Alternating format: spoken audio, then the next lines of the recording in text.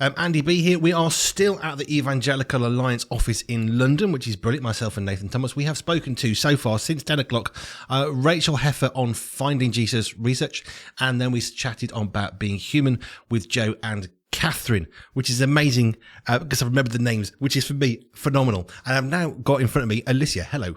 Hello, good morning. Did I get your name right then? Was Perfect, Alicia. Yep. Yes, I get nervous about names because I like to not offend people by getting names wrong, and it matters to me. I'm terrible, like I forget them, but at least my intention is to get it right to start with. Strong start. You've done well. Yeah, maybe. So, just very, very briefly, what is it that you do here in your role at EA here in London?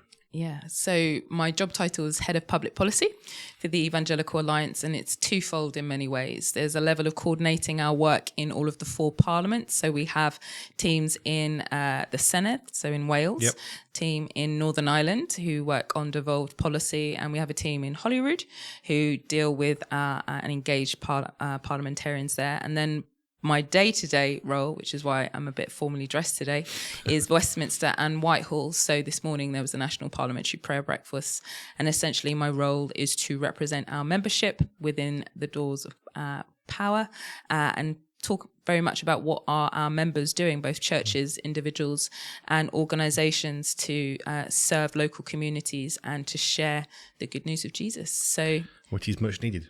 Which is exactly in our day very much needed. When you're in Parliament these days, how long have you been doing this sort of work for EA?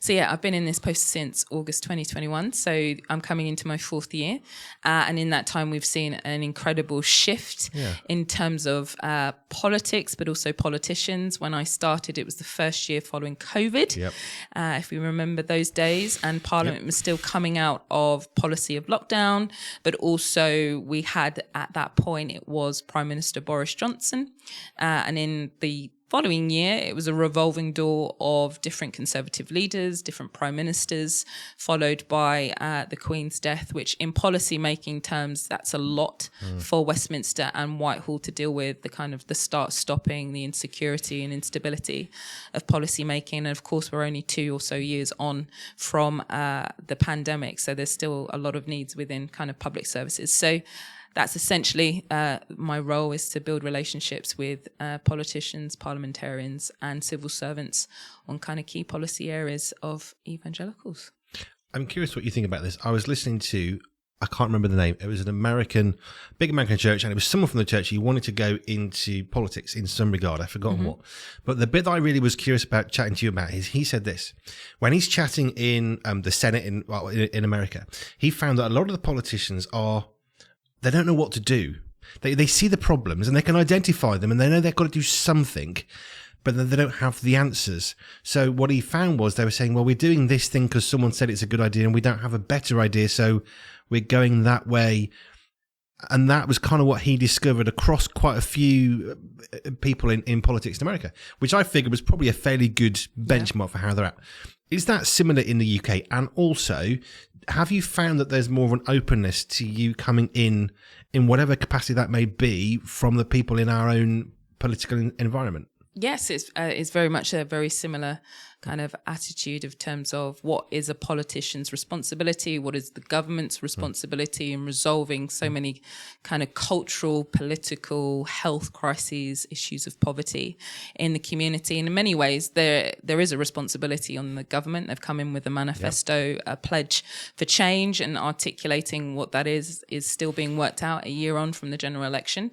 But there's also limitations to what politicians and the law can do. It's very much about civil society. It's about community. And increasingly what we keep advocating for is that the church is in every constituency across these 4 nations that do incredible work across different policy issues, be that education, early years, family support, poverty relief, debt counselling, criminal justice reform, onto other things of kind of health. And last week was a very difficult week within Parliament to do with the beginning and end of life.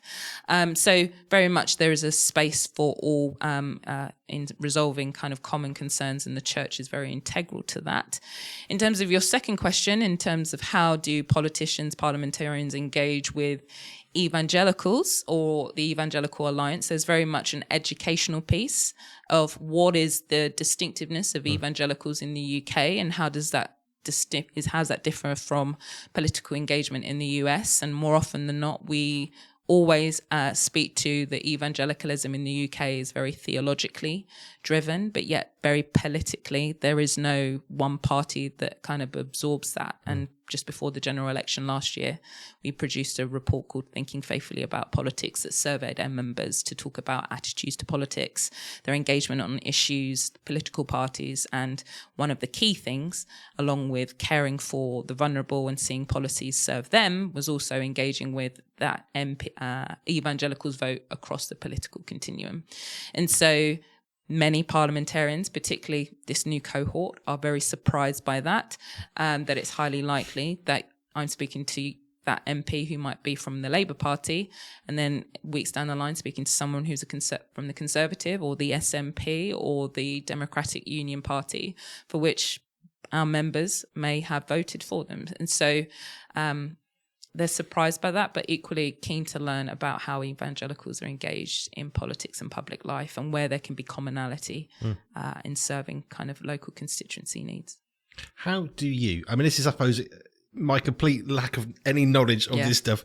How do you, as the Evangelical Alliance, get to go into Parliament and then say, hello, Member of Parliament for wherever you are, you're responsible for this area? How do you get that conversation? And then how can that conversation be useful for you to engage with? Does that make sense? Yeah, of course. So I think the first thing to say is, even though I've been in the role for 3 years, the Evangelical Alliance has existed for over 179 years. And that is our leading story of saying from our inception, it's been an organization, a movement of churches, organizations coming together around the centrality of the gospel and the good news of Jesus, serving the public and the common good, and seeking to do well and to kind of speak up about religious freedom issues around, as well as issues of justice, dignity, freedom, and so on and so forth. And so I am always coming in from a perspective that I've inherited a legacy for which that I need to continue and to represent accurately. But then equally within our team, you spoke to people within the missions team. We work very closely with them in terms of what they're seeing at church level, and doing that kind of co-collaboration of conversations so that when I'm meeting a politician, it is a hard work to get time and attention. And so there's very many emails that are sent, calls, there's opportunities to go to things like today, like an event, to kind of put a face to the email and kind of break down stigma or actually just find time to meet. And then once you're in those one-on-one conversations, you're then talking about key policy moments that are happening within the nation at this moment in time. So last week, key votes within the chamber around decriminalising abortion, which is a contested and a hot issue within the UK, both within the church or within politics, but within the organisation, there's been a campaign called Both Lives that very much has a pro-both lens on how do we talk about the legal rights and protection of the unborn, but also supporting women, their well-being, and providing an alternative to abortion. And then equally, at the end of the week, we were talking end of life and whether to legalise assisted suicide dying within England and Wales. And so you're engaging both on theological, philosophical conversations about dignity, human beings, the role of the state. And then equally, a lot of our members do a lot of work, particularly on assisted suicide in kind of end-of-life care support, hospices. And so you're representing their concerns about the most vulnerable and the role of the state to engage. So very much it's the politics of the moment, but then equally my role is to have more of a forward thinking and kind of drawing on our strengths and engagement around freedom of religion or belief. And equally there's conversations about the role of faith in the public square, issues of hate crime amongst religious minorities and whether to squash free speech. And so it's a never-ending cycle, and the legislative table is always busy and keeping us active. So there's a lot to do. One thing I can certainly know about MPs, I've only met a few in my life, is they seem to work incredibly long days. They do. Really long hours, often away from family and friends because they might be based in, I don't know, Berwick-upon-Tweed, but their day job is London. Yes. And that's really hard. I heard recently about Wilberforce, one of the things he did really well at was when he left his political arena in London, he went home. Someone quoted out of a book that was written about him that he came and just played on a fourth with his kids. He was like another child. Yes. And he did seem to manage to switch off politics and home. And I think that's an interesting one, because a lot of us have heard, well, you shouldn't mix politics and religion. Just don't talk about either of those two things and then life will be fine. What is your perspective on the importance of engaging with politics as the church, as Christians in 2025? Well, the earth is the Lord's and everything thereof, that the psalmist teaches us that. And so there's no area or sphere of space for which God does not care about and wants to speak into, that wants his character, his kingdom and his nature revealed in. And politics is very much the exchanging of how do we do life as a nation, as communities together, and how do we coexist into that. And I would say to church leaders, to individual Christians, that whilst it might be challenging to enter into that space from a faith perspective, it's very much necessary. I think we're seeing, particularly in the last year alone, that there are very much heated debate and conversation of how do we come together as a society, how do we deal with conflict on the streets, how do we deal with issues of poverty, how do we deal with health inequalities, and all of these conversations are around what are the moral obligations of the state. And I think more often than not, the church and Christians and the scriptures teach us about what that looks like. And so it would be wrong of Christians to withhold that kind of insight and intelligence, that wisdom, and not offer it. I think more often than not, we're not compelling people to our faith convictions and to the teachings of Jesus. We are called to persuade, to urge.